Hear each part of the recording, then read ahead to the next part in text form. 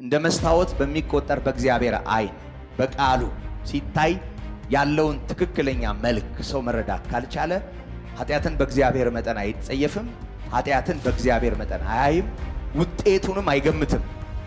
ስለዚህ ሰው በኃጢአት ምክንያት የሚሆንበትን የሚገባበትን ካላወቀ በእግዚአብሔር ጸጋ የሆነለትን የተደረገለትንም አይረዳም። የሰው ልጅ አቅመቢስ መሆኑን ተረድቶ ታግሎ በምንም አይነት ሁኔታ በራሱ ማንነት እንደማያመልጥ ገብቶት ለሚያስመልጥ፣ ለሚያድን፣ ለሚታደግ ጸጋ ሁሉ ባለቤት ለሆነው ለጌታ ራሱን እንዲሰጥ ከኃይለኛው ከእግዚአብሔር እጅ በታች ራሱን ዝቅ እንዲያደርግ ሕግ የተሰጠ ጸጋው ከጨለማ ስልጣን የሚያድን ነው።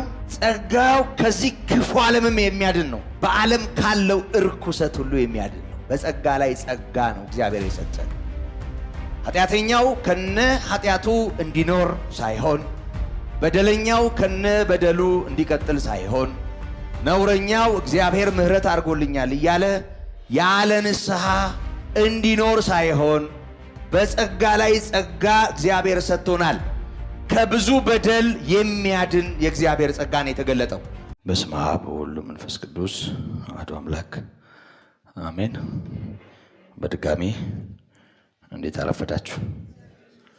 በምሕረት በጸጋው የደገፈን አምላካችን በጌታችን በመድኃኒታችን በኢየሱስ ክርስቶስ የተመሰገነ ይሁን። ዮሐንስ ወንጌል ምዕራፍ 1 እስከ 18 አነባዋለሁ። በመጀመሪያው ቃል ነበረ፣ ቃልም በእግዚአብሔር ዘንድ ነበረ፣ ቃልም እግዚአብሔር ነበረ። ይህ በመጀመሪያው በእግዚአብሔር ዘንድ ነበረ። ሁሉ በእርሱ ሆነ፣ ከሆነውም አንዳች እንኳ ያለ እርሱ አልሆነም። በእርሱ ሕይወት ነበረች፣ ሕይወትም የሰው ብርሃን ነበረች። ብርሃንም በጨለማ ይበራል፣ ጨለማም አላሸንፈውም። ከእግዚአብሔር የተላከ ስሙ ዮሐንስ የሚባል አንድ ሰው ነበር። ሁሉ በእርሱ በኩል እንዲያምኑ ይህ ስለ ብርሃኑ ይመሰክር ዘንድ ለምስክር መጣ። ስለ ብርሃን ሊመሰክር መጣ እንጂ እርሱ ብርሃን አልነበረም። ለሰው ሁሉ የሚያበራው እውነተኛው ብርሃን ወደ ዓለም ይመጣ ነበር። በዓለም ነበረ፣ ዓለሙም በእርሱ ሆነ፣ ዓለሙም አላወቀውም። የእርሱ ወደ ሆነው መጣ፣ የገዛ ወገኖቹም አልተቀበሉትም።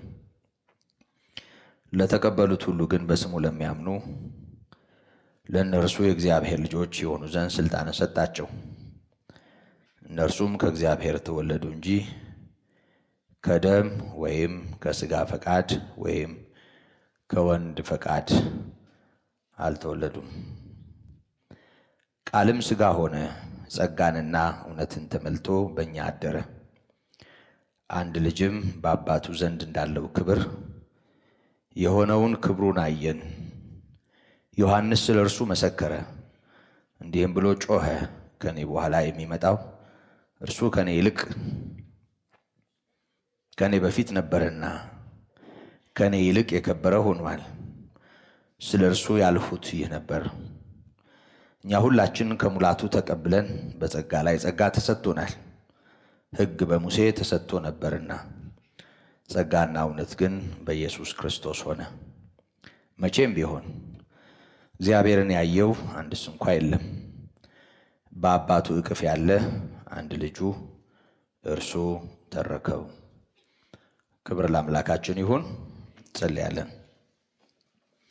ቅዱስ አባታችን እግዚአብሔር በሰማያት የምትኖር ደግሞም ከኛ ጋር ያለ ከዚህ ጥፉ ዓለም ነጥቀህ ሰብስበህ በጉያህ ያኖርከን እንድንሰማህ፣ እንድንማርህ፣ እንድንከተልህ ድምፅህን ያሰማህን ሁልጊዜም በምክርህ በማጽናናትህ በተግሳጽህ በልባችን በምታፈሰው ተስፋ የታመንክ ቅዱስ አባታችን ሆይ ክብርና ምስጋና ላንተ ይሁን።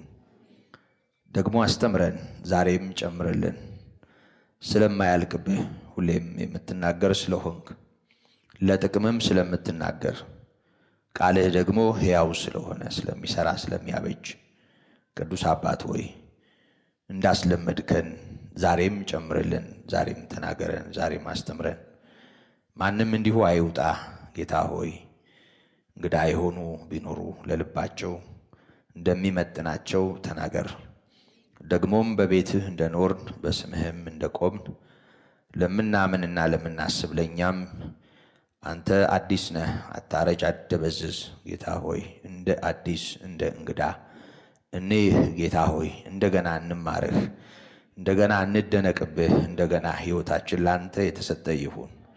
ማንም እግዚአብሔር ሆይ የማይጠቀም እንዳይሆን በዚህ ጉባኤ እንዲሁ እግዚአብሔር ሆይ እንዳይቀመጥ ደግሞም ቃልህ እንደሚል የምፈርድባችሁ እኔ አይደለሁም እንዳልክ ጌታ ሆይ ማንም ለበቀል ቀን እንዳይሰማ እድሉን አግኝተህ ነበር ለመባልም እንዳያደምጥ ማንም የሚመለስበት የሚታደስበት የሚሰራበት እንጂ እግዚአብሔር ሆይ ለዚያን ቀን የሚሆን ምስክር የሚያከማችበት እንዳይሆን በምህረት ይህን ጉባኤ እንድትቀድስ እንለምንሃለን።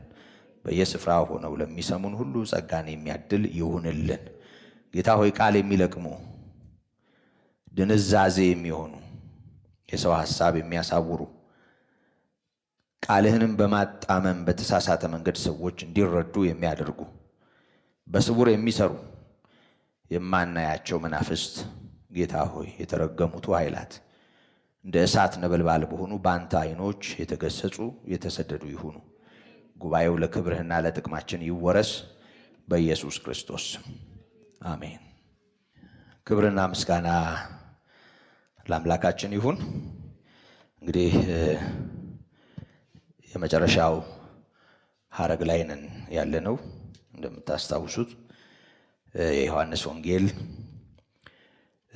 የራሱ የወንጌላዊው የቅዱስ ዮሐንስ መግቢያ የሆነውን ከቤተልሔም ያልጀመረውን ከአርያም ፍጥረት ከመኖሩ በፊት ህልው የሆነውን ጌታን በተመለከተ ለወንጌሉ ወይም ደግሞ ለስጋዌው መንደርደሪያ የሰጠበት ክፍል የሆነውን የመጀመሪያ ክፍል ነው እያየን ያለ ነው። ጊዜ ወስደንበታል። እንደምታስታውሱ ያው እንደ ርካብ ነው፣ እንደ መወጣጫ ወይም ደግሞ ለሌላው ለወንጌሉ ክፍል እንደ መንደርደሪያ የምንቆጥረው የራሱ የሐዋርያው መግቢያ ነው ይሄኛው። ስለዚህ ስለ መጽሐፉ መግቢያ ከተመለከትን በኋላ እንደገና ደግሞ ስለ ወንጌሉ የሐዋርያውን መግቢያ ነው እያየን ያለነው። መሰረታዊ ስለሆነ ጊዜ ወስደንበታል።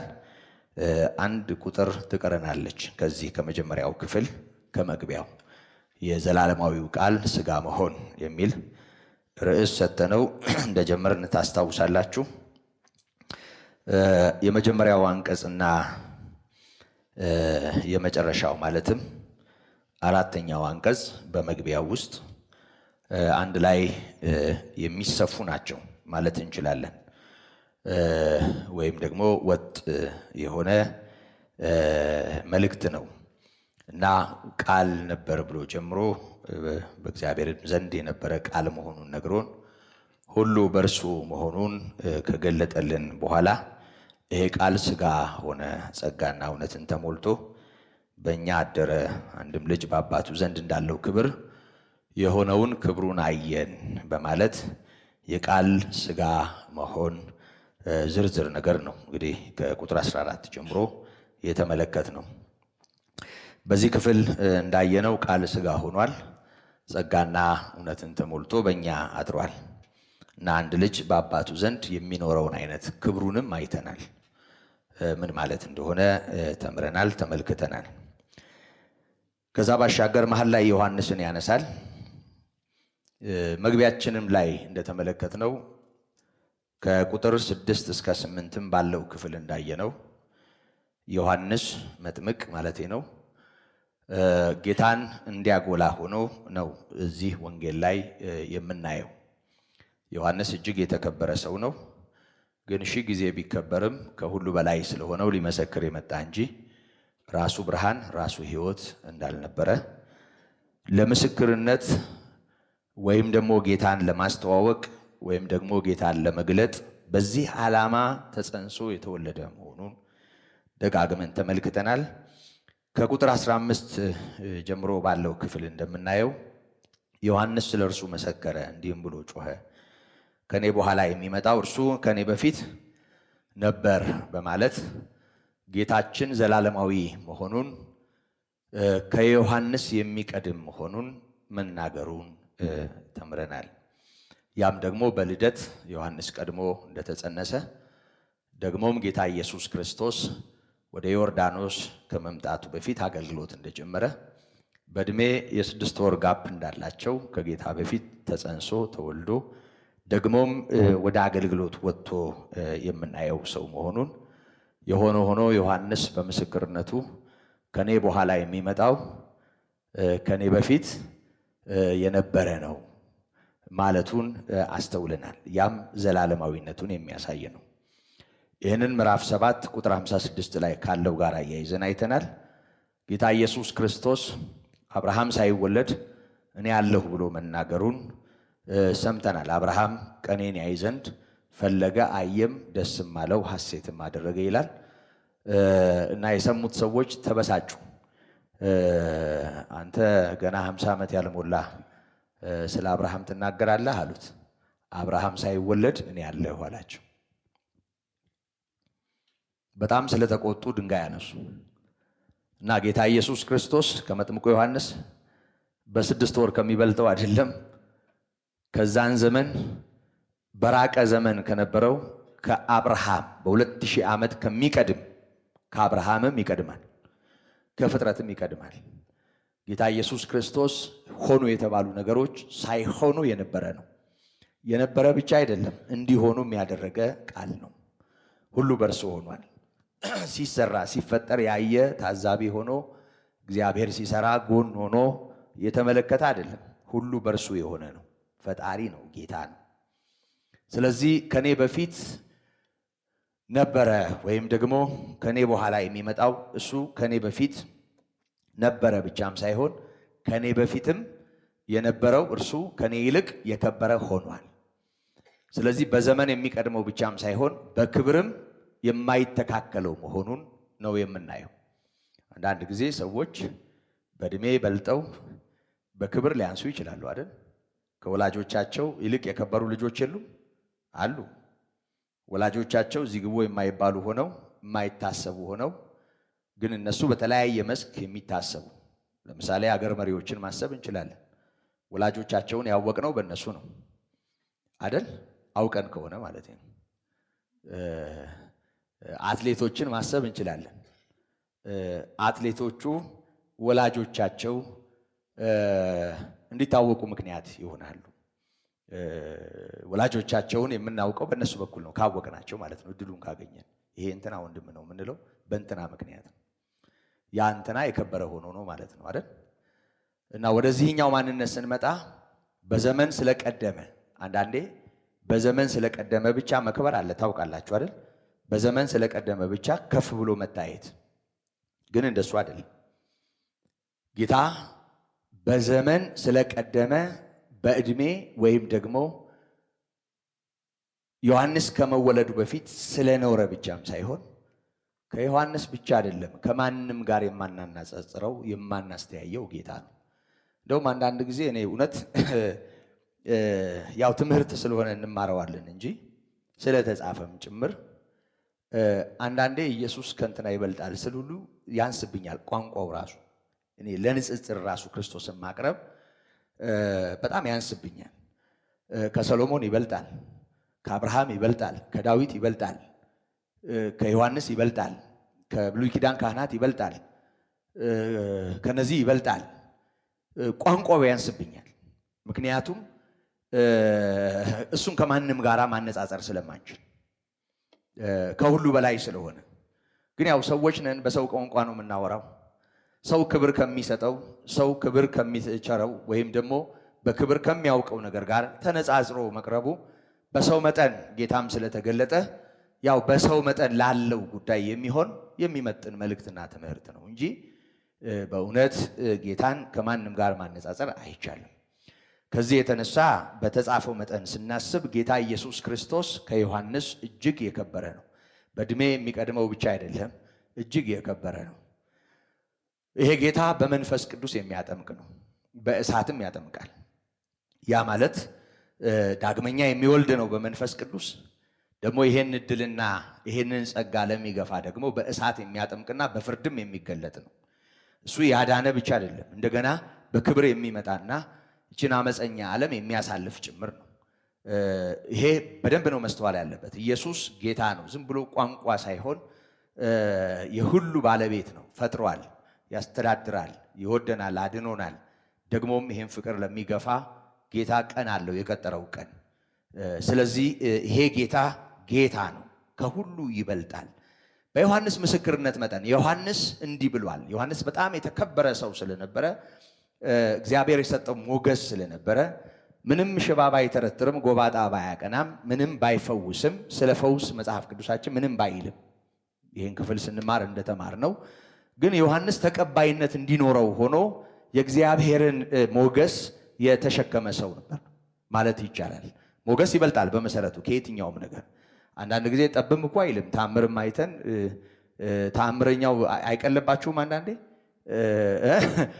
ታምር የሚመስል ነገር አይተን ታምረኛ ነው የሚባለው ይሄ እግዚአብሔር ጸጋ ነው ያለበት የሚባለው ሰውዬ ገለባ ሆኖ እናየዋለን። አንዳንዴ እንኳን በዛ መልኩ ልናከብረው ይቅርና ግራ የሚገባም ሆኖ እናየዋለን። አንዳንዴ ዝም ብሎ ነገር ይሆናል። እና ለዮሐንስ እግዚአብሔር የሰጠው ሞገስ አለ። ሽባ አልተረተረም፣ ጎባጣ አላቀና፣ ዕውር አላበራም፣ ምንም ታምር አላደረገም። ዮሐንስ እንደሱ አይነት ታሪክ የለውም። ታሪኩ ጌታ ኢየሱስ ክርስቶስ ነው። የአገልግሎቱ ማዕከል ክርስቶስን ማስተዋወቅ ነው። ስለዚህ በሚገርም ሁኔታ ይገስጽ ነበር፣ ግን ይደመጣል። እናንተ የፉኝት ልጆች ይላል፣ ግን ይደመጣል። በሚገርም ሁኔታ እግዚአብሔር መሰማትን ሰጥቶት ስለነበር ለትልልቆች ጭምር ተግሳጽ ነበረው። በጊዜው የነበሩ ባለስልጣናትን በመገሰጹ ምክንያት እስር ቤት እንደተጣለና በፊልጶስ ምክንያት አንገቱ እንደተቀላ ታውቃላችሁ። እንዲህ አይነት ሰው ነው ዮሐንስ። እና ዮሐንስን ያውቁታል፣ ብዙ ሰዎች ያውቁታል፣ እንደ ነቢይም ያዩታል። ሌላው ቀርቶ ያስገደለው ሰው እንኳ ስለ ዮሐንስ የነበረው ነገር በፍርሃት የተሞላ እንደነበረ፣ እንደው ስለ መሐላው ያንን እንዳደረገ በሄሮድያዳ ተንኮል እንደተጠመደ እንጂ ዮሐንስን ለመድፈር በጭራሽ ድፍረት እንዳልነበራቸው የሚያሳይ ነገር አለ። የሆነ ሆኖ ሺህ ጊዜ ይክበር ዮሐንስ። ጌታ ኢየሱስ ክርስቶስ ጌታው ነው፣ ፈጣሪው ማለት ነው። ስለዚህ ከዮሐንስ ይቀድማል ብቻም ሳይሆን ከእርሱ ይልቅ የከበረ ሆኗል። ከኔ በኋላ የሚመጣው ከኔ ይልቅ የከበረ ሆኗል። ስለዚህ ይሄ የከበረ ነው ብሎ አስተዋውቆናል። እና ስለሱ ነው የተናገርኩት ይል ነበር፣ ቀድሞ ጭምር ይናገር ስለነበረ። ከዛ ባሻገር ባለፈው ሳምንት ትኩረት ሰጥተን በደንብ ያየነው ያው ሕግና ጸጋን በማነጻጸር ነው። ሁላችን ከሙላቱ ተቀበልን ይላል። በጸጋ ላይ ጸጋ ተሰጥቶናል። ሕግ በሙሴ ተሰጥቶ ነበር፣ ጸጋና እውነት ግን በኢየሱስ ክርስቶስ ሆነ። ክብር ለእግዚአብሔር ይሁን። ስለዚህ ይህንን በደንብ ሁለት ክፍለ ጊዜ ምናልባትም ከዛ በላይ ወስደን ተመልክተነዋል። በሙሴ በኩል የመጣው ሕግ ነው። ሙሴ በዛ ሕዝብ ልብና አእምሮ የነበረው ስፍራ ይታወቃል። ዞሮ ዞሮ በሙሴ በኩል ሕግ ስለመጣ ብቻም ሳይሆን ስለ ሕግ ለማየት ወደ ዘፍጥረት መሄድ ነው። ይችን አትብላ የተባለው ሰው በታዘዘው ነገር ነው የተጠመደው። እንደውም ቅዱስ ጳውሎስ ሮሜ 7 ላይ ሕጉ ከመምጣቱ በፊት እኔ ሕያው ነበርኩ አለ። ሕጉ ከመጣ በኋላ ግን ሕጉ ሕያው ሆነ፣ እኔ ወደቅኩ። ለሕይወት የተሰጠችኝን ሕግ ለሞት ሆና አገኘዋት። ሰይጣን ራሱ ለሞት ፍሬን ሊያፈራ፣ ኃጢአት ራሱ ለሞት ፍሬን ሊያፈራ በትእዛዝ አታለው ገደለኝ ይላል። ስለዚህ ትእዛዝ ተላላፊን ነው የሚያመርተው። ስለዚህ ሕግ ተላላፊ ነው በሕግ በኩል የሚኖረው።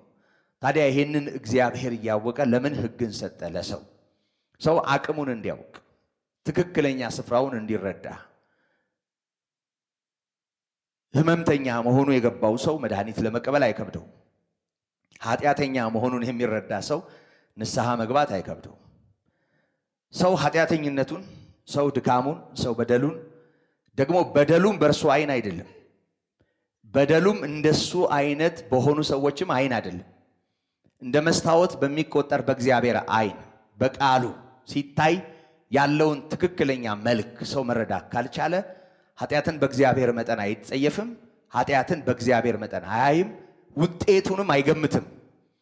ሰው ለጊዜው የሚያደርገው ነገር እንጂ ውጤቱ ምን ሊሆን እንደሚችልም አይገባው።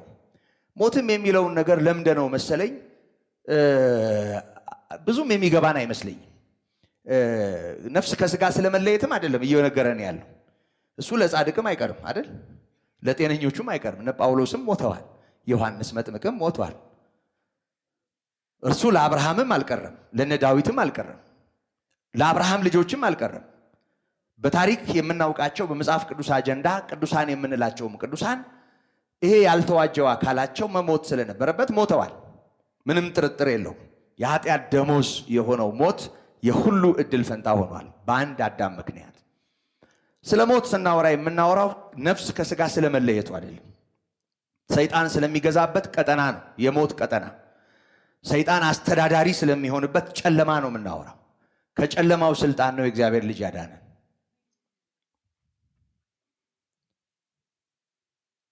ይሄ እንደ ከርቸሌ እንደ ጓንታናሞ በዓለም ላይ እንደምናውቃቸው እስር ቤቶች አይነት ሰው ተከልሎ የሚቆይበት ማረፊያ አይደለም። ልቅሶ፣ ጥርስ ማፋጨት ያለበት ሲል ሰምታችሁታል። ጌታ ደጋግሞ ነው የተናገረው። ጨለማ ከዚህ ነው ያዳነን። ስለዚህ ሰው በኃጢአት ምክንያት የሚሆንበትን የሚገባበትን ካላወቀ በእግዚአብሔር ጸጋ የሆነለትን የተደረገለትንም አይረዳም። ስለዚህ እግዚአብሔር ሕጉን የሰጠው ሕግን በመጠበቅ የሚድን ይኖራል ብሎ እንዳልሆነ በማስረጃ ተመልክተናል። ሕግ የኃጢአት መታወቂያ እንጂ ከኃጢአት የሚያድን ሊሆን አይችልም። አንድ ሰው ማጥፋቱን የሚያውቀው እንዳጠፋ በሚነግረው ሕግ ምክንያት ነው። ስለዚህ ኃጢአት በዓለም አለ። ኃጢአት በዓለም እያለ እግዚአብሔር ትእዛዛትን መስጠቱ ባለፈው እንደተመለከትነው 10ቱንም ትእዛዛት ይሁን ከዛ የሚሰፋውን ነገር መስጠቱ ሰው በእግዚአብሔር እውነትና ጽድቅ ሲታይ የት ቦታ እንዳለ እንዲያውቅ ሮሜ 3 19ና 20 ተመልክተናል። አንደበት እንዲዘጋ ምላስም ሁሉ ከእግዚአብሔር ፍርድ በታች እንደሆነ አውቆ እንዲል ዝም እንዲል ሰው እጁን አፉ ላይ ጭኖ መድኃኒት ብቻ እንዲፈልግ ሐዋርያው እንደነገረን ምዕራፍ 7 ቁጥር 24 ላይ ለዚህ ለሞት ከተሰጠ ሰውነት ማን ያድነኛል? ቁጥር 14 ላይ እኔ ለኃጢአት ልሆን የተሸጥኩ የሥጋ ነኝ፣ የምጠላውን ነው ማደርገው፣ የምፈልገውን አላደርገውም እንዳለ የሰው ልጅ አቅመቢስ መሆኑን ተረድቶ ታግሎ በምንም አይነት ሁኔታ በራሱ ማንነት እንደማያመልጥ ገብቶት ለሚያስመልጥ፣ ለሚያድን፣ ለሚታደግ ጸጋ ሁሉ ባለቤት ለሆነው ለጌታ ራሱን እንዲሰጥ ከኃይለኛው ከእግዚአብሔር እጅ በታች ራሱን ዝቅ እንዲያደርግ ነው ሕግ የተሰጠው። ሕግ ሞግዚት መሆኑን አይተናል። ሕግ ስንል 10ቱ ትእዛዛት ብቻ እንዳልሆኑም ተመልክተናል። ሕግ ስንል ውጤቱ ስለሚታወቅ ሰው ቢተላለፈው ከሚሆንበት ነገር ጋር ተያይዞ ማንም ሰው ስለሚገባው ውጤቱን ስለሚረዳው ሰው ስለሚያውቀው ሕግ 10ቱን ትእዛዛት በተመለከተ ብቻም ሳይሆን ሕጉ እርግማን ካደረጋቸው ነገሮች ሁሉ ጌታ ኢየሱስ ክርስቶስ ዋጅቶናል። ስለዚህ ሕግ ስንል ውጤቱ ከሚታወቅ ድንጋጌ ጀምሮ ውጤቱ እስከማይታወቅ ትእዛዝ ድረስ ላሉ ነገሮች ሁሉ ክርስቶስ እርግማን ሆኖ ከሕግ እርግማን ዋጀን፣ ታደገን፣ አዳነን። ስለዚህ ጸጋው በንጽጽር ቀርቦ እንደ በደሉ መጠን እንዳልሆነ ከብዙ በደል የሚያድን መሆኑን ተመልክተናል። ይህንን ላደረገ ለእግዚአብሔር ክብር ይሁን። እኛ ከሙላቱ ተቀበልን ነው የሚለው። እና ተቀብለን ነው እዚህ ያለ ነው። ከሙላቱ ጸጋን ተቀብላችኋል። በጸጋ ላይ ጸጋ ይኸውላችሁ፣ ጸጋን መቀበል በጸጋ ላይ ጸጋ፣ የተደራረበ ጸጋ ምን ማለት ነው? ጸጋን መቀበል ማለት እግዚአብሔር በጸጋው በክርስቶስ ኢየሱስ ባደረገው ቤዛነት ምህረት ማግኘት ነው። ደግሞ ምህረት ብቻ አይደለም፣ ከብዙ በደል ለማዳን ስለመጣ ጌታ ኢየሱስ ጸጋ ብቻም ሳይሆን በጸጋ ላይ ጸጋ ስለሆነ ጸጋው ከጨለማ ስልጣን የሚያድን ነው። ጸጋው ከዚህ ክፉ ዓለምም የሚያድን ነው። በዓለም ካለው እርኩሰት ሁሉ የሚያድን ነው። በጸጋ ላይ ጸጋ ነው እግዚአብሔር የሰጠን። ኃጢአተኛው ከነ ኃጢአቱ እንዲኖር ሳይሆን፣ በደለኛው ከነ በደሉ እንዲቀጥል ሳይሆን፣ ነውረኛው እግዚአብሔር ምህረት አድርጎልኛል እያለ ያለ ንስሐ እንዲኖር ሳይሆን በጸጋ ላይ ጸጋ እግዚአብሔር ሰጥቶናል። ከብዙ በደል የሚያድን የእግዚአብሔር ጸጋ ነው የተገለጠው። ስለዚህ ከጨለማው ስልጣን ያዳነን ጌታ አሁንም ከምንኖርበት ዓለም ክፋትም ያድናል። ከልዩ ልዩ አይነት እርኩሰትም ይታደጋል። ስጦታው እንደ በደሉ መጠን አይደለም፣ ከብዙ በደል ለማዳን የመጣው። ስለዚህ ጸጋ ከዘላለም ሕይወት የተነሳ ለሕይወት ነግሷል ብሎናል። ሮሜ 5 የመጨረሻውን አንቀጽ ተመልክተናል። ስለዚህ በተትረፈረፈ እጅግ ላቅ ባለ ጸጋ እግዚአብሔር ወደኛ ሕይወት መጥቷል። ጸጋና እውነትን ተሞልቶ በእኛ አድሯል። በጸጋ ላይ ጸጋ ሰጥቶናል ብቻ አይደለም። ይኸውላችሁ ተቀበልን ነው እያለን ያለው። ግልጽ ነው። እግዚአብሔር ሰጠ፣ መቀበል ደግሞ የኛ ድርሻ ነው አይደለም? አዎ። ስጦታን አለመቀበል በጣም የሚያበሳጭ ነገር ነው።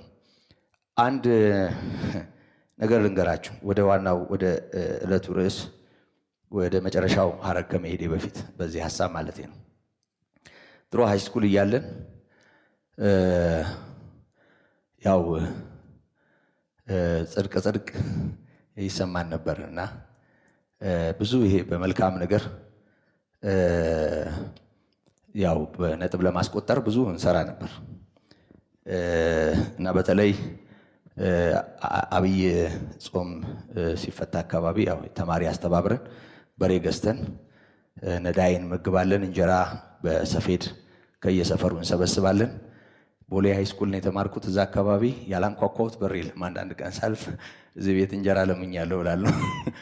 በየዓመቱ ከሃይስኩል እስክንወጣ ድረስ እንጀራን ለምን ነበር እና በዛን ወቅት ያው አገልጋይ ነኝ ይታወቃለሁ። እዛ ደግሞ ግቢ ውስጥ ስለማስተምር አንድ ሁለቴም ስለታሰርኩ ትንሽ አውቀውኛል ሰዎች እና ከዛ እየመጣን አሁን የእድና ሞል የተሰራበት ያን ጊዜ በአጥር የታጠረ የቦሌ ታወሮች የነበሩበት ጫካ ነበር ያኔ እና እዛ አካባቢ አንድ ሰው ወድቋል እና ጥውልቅ ብሎ እንዲድፍት ብሎ ነው የወደቀው። ተማሪዎች ከበውታል እና እኛ ከወተን የጠዋት ተማሪ ነበር ስንሄድ የከሰዓት ተማሪዎች እንዲከበውት በኋላ ላልፍ ስል የሚያውቁኝ ሰዎች ምን እንደሆነ አላወቁም። ለነገሩ እንዲህ ግርግር አለ። እንዲህ ላልፍ ስል መተው ነኩኝና ከኋላ አሳዩኝ ማለት ነው ወስደው እና አንድ የወደቀ ሰው አየሁ ማለት ነው እዛ ቦታ እና ሁሉም ሰው ከኔ የሚጠብቀው ነገር አለ እና ወዳደቁ ወይ ረሃብ ነው ወይ የሆነ ስኳር ምናምን ያኔ አይገባኝም። ረሃብ ነው ብዬ ነው ያሰብኩት። ፊት ለፊት አንድ ግቢ አለ። እሱን አንኳኳው እና እንደለመድኩት እንጀራ ለምን አንኳኳሁና እዛ ቤት ያለች የሆነች ልጅ እየሮጠች መጣች። ባክሽ እዚህ ጋር የወደቀ ሰው አለ ረሃብ መሰለኝና የሚበላ ትንሽ ነገር አልኳት። አረ ችግር የለም ብላ እየሮጠች ሄደች። ፈትፍታ ምናምን ይዛ መጣች። ከዛ ተማሪው ከቦኛል እና ያንን የተፈተፈተ እንጀራ እንደዚህ ይዤ ቀና አድርጌ ላጎርሰው ማለት ነው እና በደንብ አይሰማም እንዲድፍት ብሏል። ብቻ ቀና አድርጌ ላጎርሰው እንደዚህ ስል አለኝና አልፈለገም መብላት። በኋላ ሳህኗን በካልቾ ቲው ሲያረጋት ያ ፍትፍት ላይ ተደፋ። በዚህ አመል ነው የወደቅከው ብዬ ጥየው ሄድኩ። ይኸው የተሰማኝ የሀፍረት ስሜት አልነግራችሁም። ያው ዝናቢጥ ያለች አለ ትንሽዬ። በዚያ ሁሉ ተማሪ ፊት ኩስስ ያልኩ መሰለኝ እና በጣም ተናደድኩ። አጠገቤም ያሉ ሰዎች ፈረዱበት። ጥጋበኛ ምናምን አሉ። ችግሩን አናውቅም። ህመም ይሁን ረሃብ ይሁን ችግሩ አይገባንም። ግን ስጦታን አለመቀበል፣ ልግስናን አለመቀበል ዝም ብሎ ያናድዳል። እግዚአብሔር አንድ ልጁን እስኪሰጥ ድረስ ዓለሙን እንዲሁ ወደደ።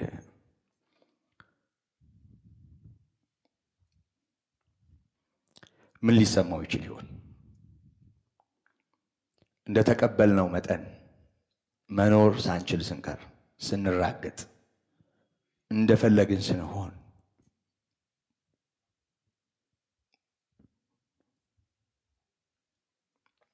ምን ይሆናል? በእግዚአብሔር ልብ ያለው ምላሽ ምንም ጥርጥር የለውም። ፍቅሩን ለማይቀበል እግዚአብሔር ያለው በቀል ብቻ ነው።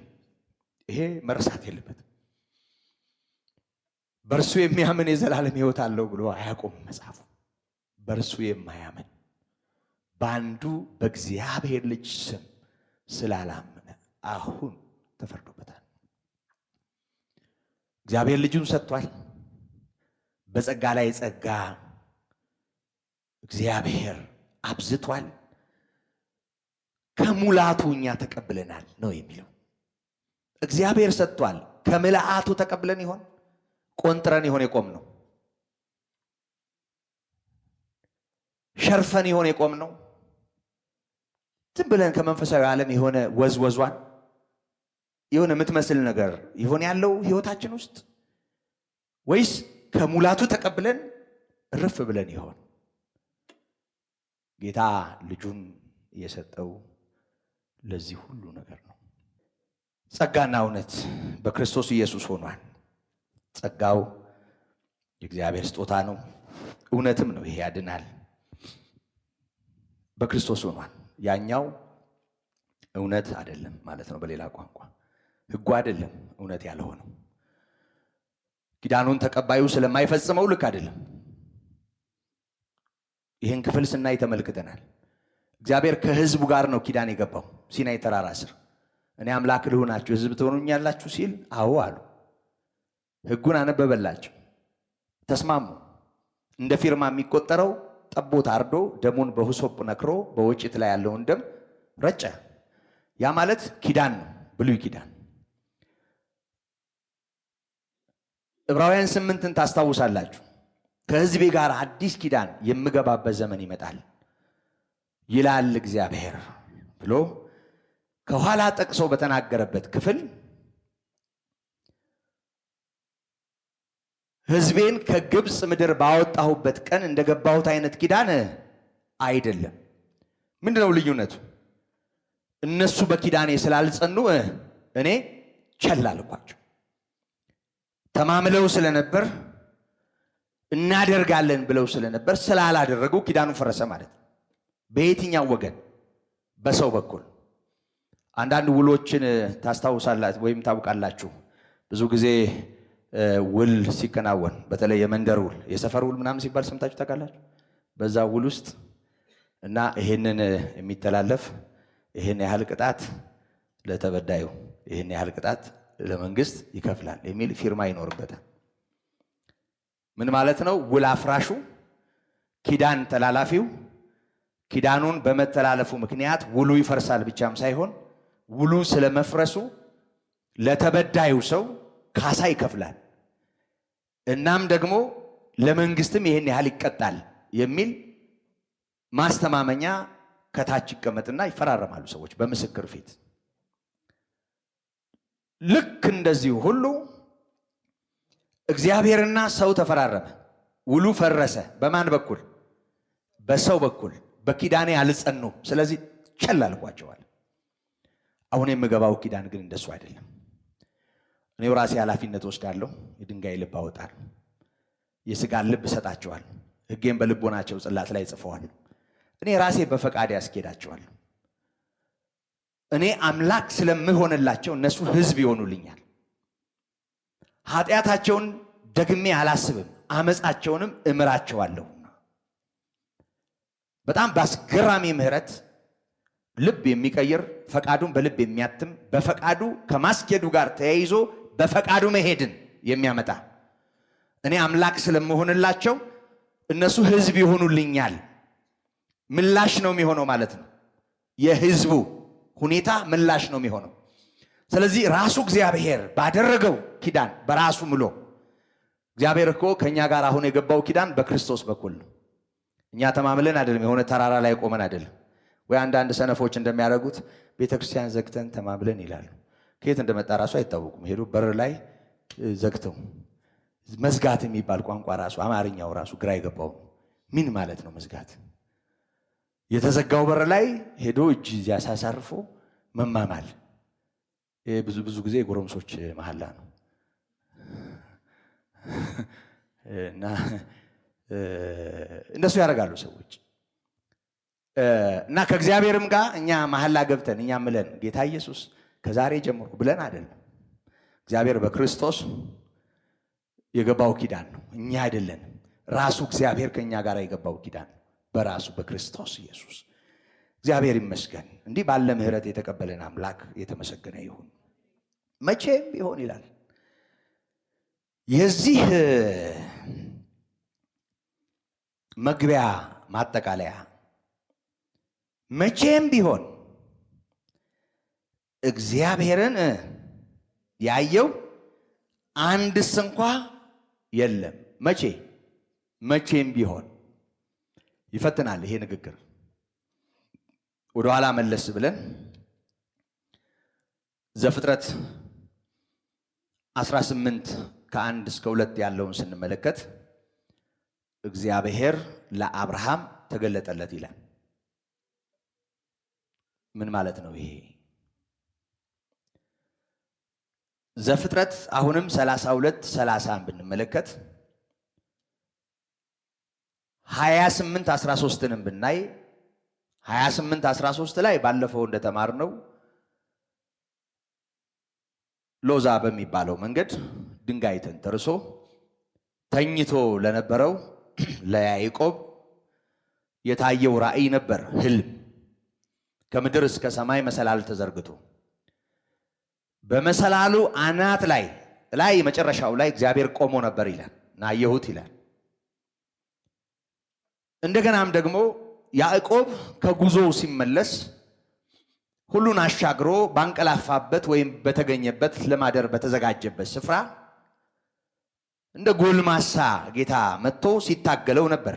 እግዚአብሔር ለያዕቆብ እንደተገለጠለት ነው የሚነግረን ቃሉ፣ ተገለጠለት ስለሚል። ከዛ ባሻገር በትልቁ ኢሳይያስ ምዕራፍ 6 ከቁጥር 1 ጀምሮ ያለውን ስንመለከት እግዚአብሔርን በረጅምና ከፍ ባለ ተራራ ላይ ሆኖ አየሁት፣ የልብሱም ዘርፍ መቅደሱን ሞልቶት ነበር ይላል። በመሰረቱ ይሄ ራእይ በጣም ከአይምሮ ያልፋል። እስኪ ተራራ አስቡ እንግዲህ። በረጅምና ከፍ ያለ ተራራ አለ። በረጅምና ከፍ ባለው ተራራ ላይ ሆኖ ነው የሚያየው። ግን የልብሱ ዘርፍ ምንም ሞልቷል? አዎ መቅደሱን ሞልቶ ይታይ ነበር። ይህንን እግዚአብሔር ተመለከተው። ያስፈራ ነበር። ሱራፌል ፊታቸውን በክንፋቸው ጋርደዋል፣ እግሮቻቸውንም ሸፍነዋል። በሁለት ክንፎቻቸው ይበራል። ቅዱስ ለሆነው ጌታ ቅዱስ ቅዱስ እያሉ የምስጋና መስዋዕት ያቀርባል። ይህንን ታላቅ ራእይ ተመለከተ። እግዚአብሔርን በዙፋን ላይ ሆኖ ሱራፌል በፊቱ ለምስጋና ተሰልፈው ይህንን ሲያይ አለ፣ ደነገጠና በግንባሩ ተደፋ። እኔ አንደበቴ የረከሱብኝ ሰው፣ አንደበቶቻቸው በረከሱባቸው ሰዎች መካከል ሆኜ የእግዚአብሔርን ክብር አይቻለሁና ጠፍቻለሁ፣ ወዮልኝ አለ አለ። እግዚአብሔርን አየሁ ነው እያለ ያለው፣ ክብሩን አየሁ ነው እያለ ያለው። እነዚህን ሁሉ የመጽሐፍ ቅዱስ የብሉይ ኪዳን ምስክሮች ስናነሳ ሌሎችንም ማንሳት እንችላለን። ለምሳሌ በቂ ነው። እግዚአብሔር እንደታየ እንደተገለጠ የሚናገሩ የመጽሐፍ ቅዱስ ክፍሎች አሉ። እነዚህን ሁሉ መገለጦች እንደ መገለጥ ሳይቆጥር መታየቶችን ሁሉ እንደ መታየት ሳይቆጥር መቼም ቢሆን እግዚአብሔርን ያየ አንድስ እንኳ የለም ነው የሚለው። አልታየም። እግዚአብሔር ምን ማለት ነው? ለኛ እንደታየው አልታየም። ለኛ እንደተገለጠው አልተገለጠም።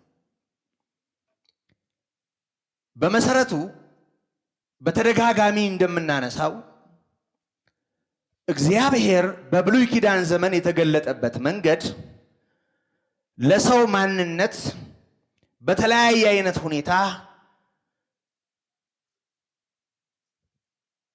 ለሚፈልገው መልእክት በሚመጥን ሁኔታ የተገለጠበት ነው።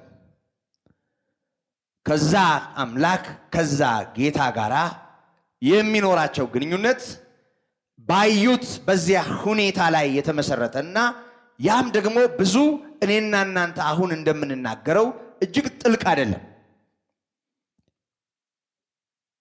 አሁን እግዚአብሔር የተገለጠበትን ሁኔታ ስናይ ያኔ የተገለጠ የተባለው እግዚአብሔር እንደውም አልተገለጠም ማለት ይሻላል። ስለዚህ በሌላ ቋንቋ ምን ማለት ነው? ከኢሳይያስ በላይ፣ ከአብርሃም በላይ፣ ከያዕቆብ በላይ በብሉይ ኪዳን ዘመን እግዚአብሔር ታየ ተገለጠ ከተባለበት በላይ በአስገራሚ ሁኔታ እግዚአብሔር አሁን ተገልጧል። እሱ ነው እየነገረን ያለው።